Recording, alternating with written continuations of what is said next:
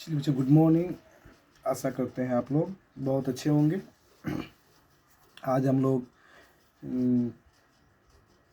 Chapter 3 की ओर चलते हैं, जिसके सारे प्रश्नों का एक एक करके हल करते हैं।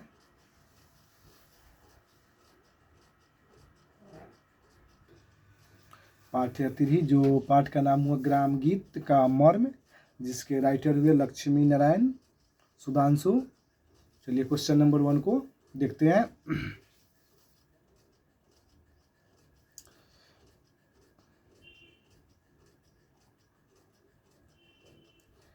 ग्राम गीत का मर्म निबंध में व्यक्त सुभाष चंद्र जी के विचारों को सरल रूप में प्रस्तुत करें। कह रहा है ग्राम गीत का मर्म निबंध के व्यक्त सुभाष चंद्र जी के विचारों को सार रूप में क्या करना है, हम लोग को प्रस्तुत करना है। चलिए इसका हम लोग आंसर को जानते हैं। सुभाष चंद्र जी के अनुसार ग्राम गीत हमारे ग्रामीण जीवन की आत्मा है। इनमें सादगी, प्राकृतिक प्रेम और लोक संस्कृति की झलक मिलती है। ये गीत लोगों के दुख सुख, त्योहार और जीवन के हर पहलू को दर्शाते हैं। ग्राम गीत समाज को जोड़ने और संस्कृति पहचान बनाए रखने में महत्वपूर्ण भूमिका निभाते हैं। चलिए क्वेश्चन नंबर 2 को देखते हैं। क्वेश्चन नंबर 2 है, जीवन का आरंभ जैसे शैशव है वैसे ही काल गीत का ग्राम गीत है। क्वेश्चन कर रहा है जीवन का आरंभ जैसे शैशव है वैसे ही काला गीत का क्या है, ग्राम गीत है। लेखक के इस कथन का क्या आशय है। चलिए, प्रस्तुत पंक्तियां लक्ष्मी नारायण सुधांशु द्वारा लिखी ग्राम गीत का मर्म है। पाठ के उद्धृत है। इनमें लेखक ने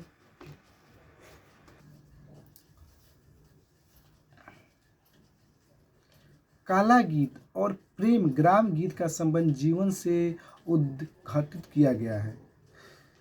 सुधांशु जी ने बताया है कि ग्राम गीत संभवतः वह जातीय आंसू कवित्व है जो कर्म या क्रिया के तल पर रचा गया है।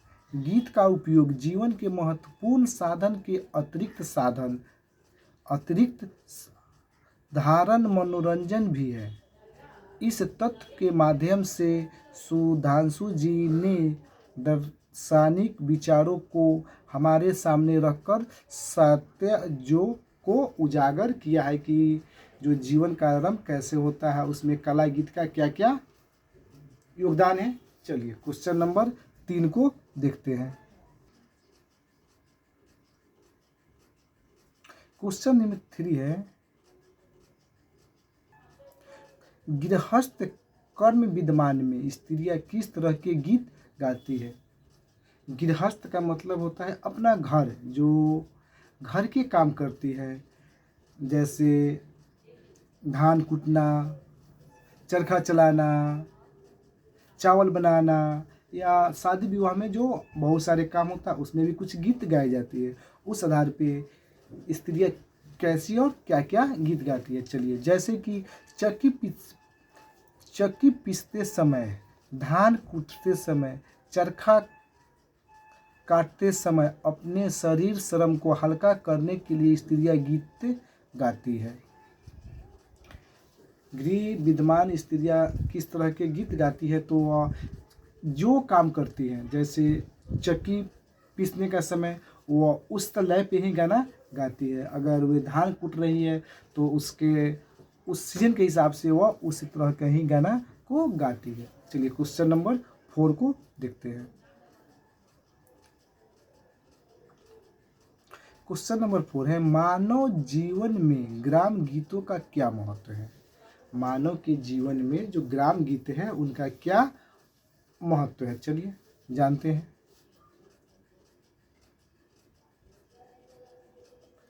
मानव जीवन में ग्राम गीतों का महत्व मुख्य रूप से पारिवारिक जीवन है। ग्राम गीतों का महत्व मानव जीवन में पुरुष और स्त्रियों में अलग अलग है।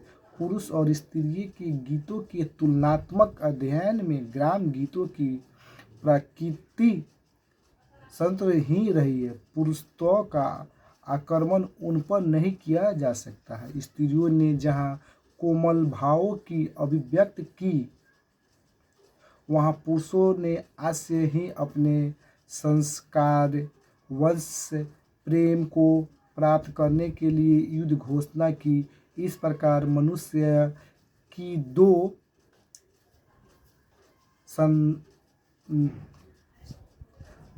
सनातन प्रवृत्तियों में प्रेम और युद्ध का वर्णन भी ग्राम गीतों में मिलता है। तत्वतः ग्राम गीत हृदय की वाणी है, मानसिक की ध्वनि है। इसलिए मानव जीवन में ग्राम गीतों का बहुत ही व्यापक महत्व है। चलिए क्वेश्चन नंबर 5 को देखते हैं। चलिए, ग्राम गीत हृदय की वाणी है। ग्राम गीत हृदय की वाणी है, मस्तिष्क की ध्वनि नहीं। आशय स्पष्ट करें। चलिए इसको हम लोग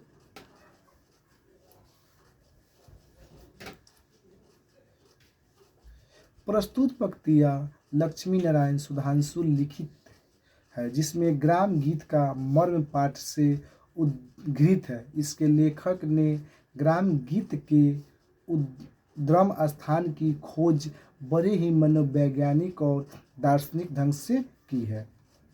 लेखक का कहना है कि ग्राम गीत हृदय की वाणी है। जैसे परिस्थिति आई, इसकी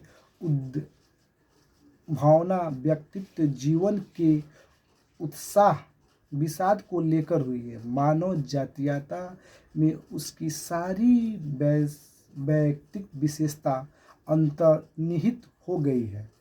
वह व्यक्ति को साथ लेकर भी उसको प्राण न रख उपलक्ष्य बना कर भावों की स्वाभाविक मार्मिकता के साथ अग्रसर हुई है। चलिए नेक्स्ट क्वेश्चन को देखते हैं। क्वेश्चन नंबर 6, ग्राम गीत की प्रकृति क्या है। चलिए, ग्राम गीत में रचना की जो प्रवृत्ति संयंत्र थी, वह काला गीत में आकर पौरुषपूर्ण हो गई है। लेकिन मुख्य रूप में ग्राम गीत की पद्धति स्रोत ही रही है। चलिए क्वेश्चन नंबर 7 को देखते हैं। कला गीत और ग्राम गीत में क्या अंतर है। कला गीत और ग्राम गीत दोनों में काफ़ी अंतर है। चलिए दोनों को अलग अलग करके देखते हैं। जैसे आप लोग इसको ऐसे भी लिख सकते हैं बच्चों कि कला गीत और ग्राम गीत में निम्नलिखित अंतर है, जो इस प्रकार है, और इसको आप पॉइंट में एक एक करके लिख सकते हो। चलिए, ग्राम गीत की रचना में जीवन पद्धति और संकल्प का विद्यमान था, वहीं कला गीत में उसकी उपेक्षा करना समुचित न माना गया है। अत्यधिक संस्कृति तथा परिसंख्त होने के बाद भी कला गीत अपने मूल ग्राम गीत से कला गीत के परिवर्तन में एक बात उल्लेखनीय है कि ग्राम गीत में रचना की जो प्रकृति श्रेणी थी, वह कला गीत में आकर पौरुष से पूर्ण हो गई है। वहीं स्त्री और पुरुष रचयिता में दृष्टिकोण में जो सूक्ष्म और स्वाभाविक भेद हो सकता है, वह ग्राम गीत और कला गीत की अंत प्रकृति में बना रहा। ग्राम गीत में स्त्री की ओर से पुरुष के प्रति प्रेम की जो असंता थी, वह कला गीत में बंधुआ पुरुषों के उपक्रम के रूप में परिवर्तन होने लगी। चलिए क्वेश्चन नंबर 8 को देखते हैं। 8 में है ग्राम गीत का ही विकास कला गीत है। ग्राम गीत का विकास ही कला गीत में हुआ है। पठित निबंध को ध्यान में रखते हुए उसकी विकास प्रक्रिया पर प्रकाश डालें। कला गीत के अंतर्गत मुक्त और प्रबंध का काव्य दोनों का समावेश है। इसके इतिहास का अनुसाधन करने पर ग्राम गीतों पर ही आकर ठहरना पड़ता है। इनमें संदेह नहीं है कि ग्राम गीतों से ही काल्पनिक तथा वैचित्रपूर्ण कविताओं का विकास हुआ है। यही ग्राम गीत क्रमशः सभ्य जीवन के अनुक्रम से कला गीत के रूप में विकसित हो गया है, जिसका संस्कार अब तक वर्तमान है। ग्राम गीत भी प्रथमतः व्यक्तिगत उत्कंठा और वेदना को लेकर उद्धृत किया गया है, किंतु इन भावनाओं ने समष्टि का इतना प्रतिनिधित्व किया है कि उनकी सारी व्यक्तिगत सत्ता समावृष्टि में ही तिरोहित हो गई और इस प्रकार उसे लोकगीत की संज्ञा प्राप्त हुई। ग्राम गीत को कला गीत के रूप में आते आते कुछ समय तो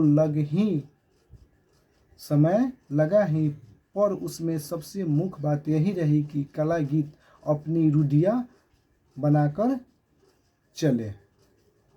क्वेश्चन नंबर 9। क्वेश्चन नंबर 9 में है ग्राम गीत। ग्राम गीत में प्रेम दशा की क्या स्थिति है? पठित कविता के पठित निबंध के आधार पर उदाहरण देते हुए समझाएं।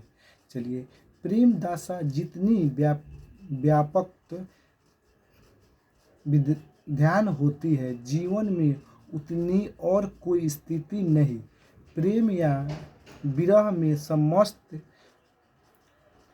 प्रकृति के साथ जीवन की जो समरूपता देखी जाती है वह क्रोध, शोक, उत्साह, विस्मरण, जुगुप्सा में नहीं। चलिए क्वेश्चन नंबर 10 को देखते हैं। प्रेम या विरह में समस्त प्रकृति के साथ जीवन की जो समरूपता देखी जाती है वह क्रोध, शोक, विस्मरण, उत्साह, जुगुप्सा आदि में नहीं। स्पष्ट कीजिए। चलिए इसको देखते हैं। सबसे पहले यह प्रश्न कहाँ से लिया गया है? तो प्रस्तुत पंक्ति या लक्ष्मी नारायण सुधांशु द्वारा लिखित ग्राम गीत का मर्म शीर्षक से उद्धृत की गई है। इसके लेखक ने प्रेम की क्या क्या दशा होती है उसका मनोवैज्ञानिक विश्लेषण बड़े ही मार्मिक ढंग से किया है। लेखक का कहना है कि विरहाकुल पुरुष पशु पक्षी लता द्रुम सबसे अपनी वियुक्त प्रिय का पता पूछ सकता है, किंतु क्रुद्ध मनुष्य अपने शत्रु का पता प्रकृति से नहीं पूछता पाया जाता है। यही कारण है कि प्रेमिका या प्रेमी प्रकृति के साथ अपने जीवन का जैसा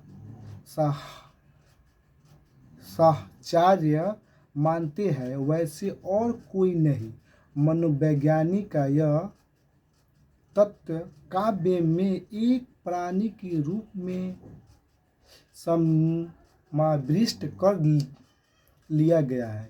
प्रिय के अस्तित्व की सृष्टि व्यापनीय भावना से जीवन और जगत की कोई वस्तु अलग नहीं कर सकती। यही लेखक का आशय है जो दार्शनिक आधार पर सत्य साबित होता है।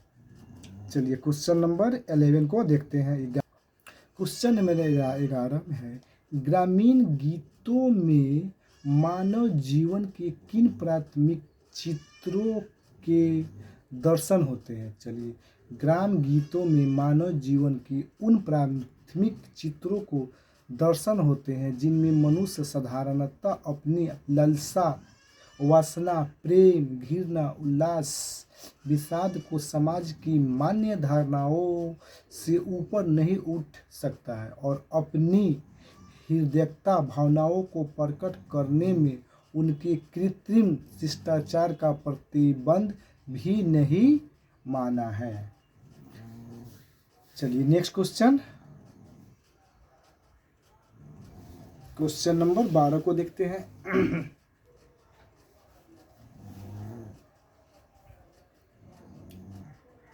12 में है, गीत का उपयोग जीवन के महत्वपूर्ण साधन है। गीत का उपयोग जीवन के महत्वपूर्ण साधन है के अतिरिक्त साधारण मनोरंजन भी है। निबंधकार ने ऐसा क्यों कहा। चलिए जानते हैं। गीता का उपयोग जीवन के महत्वपूर्ण गीत का उपयोग जीवन के महत्वपूर्ण साधन